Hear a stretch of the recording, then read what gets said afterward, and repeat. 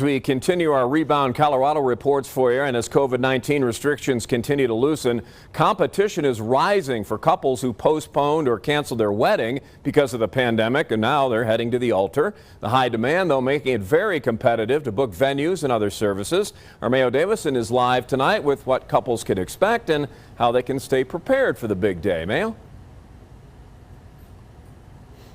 Yeah, right now I'm here in the beautiful Pinery at the Hill where wedding planners are seeing a lot of couples jumping the broom. But the demand is bringing limited availability when it comes to dates and services. I spoke with one couple earlier today who just got married a few weeks ago, and while it didn't go as they planned, they wouldn't change anything. For Sonny and Estefania Gonzalez, it was a day they will never forget. We had it in my parents' backyard there in Pueblo, out on the mesa, and it was just phenomenal. Their journey to the altar began in 2017, but when it came for them to say I do, the pandemic hit. And that's when everything just kind of went down the drain. We were really struggling trying to get a hold of our vendors, the ones that we had already contracted with. Because we already had deposits put down and everything. Throwing all of their plans up in the air and forcing them to cancel and reschedule their wedding multiple times. Our original date was for December 19, 2020. With the recent rollout of the vaccine, the couple got to work on planning their wedding yet again. But they weren't the only ones. Our date booked up so quickly. So we lost our photographer.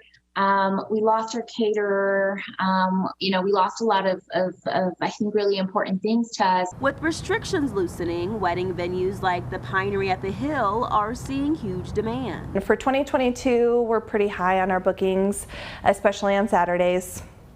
And then I've even started booking in 2023. Despite the pandemic wedding rush, she says they're being accommodating with dates, but encourage flexibility when it comes to planning. Be flexible, be okay with the changes and the ups and downs, but also it's helpful to know what you want.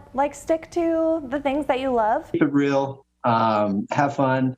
And I know it's supposed to be a show and all that, but given the climate that we're in now, just do something for yourselves. The couple also recommends staying positive and not letting one thing dictate the path to your wedding. They also want to let couples know that you should look over any contracts that you have with any vendors or venues, especially if you think you may have any last-minute changes.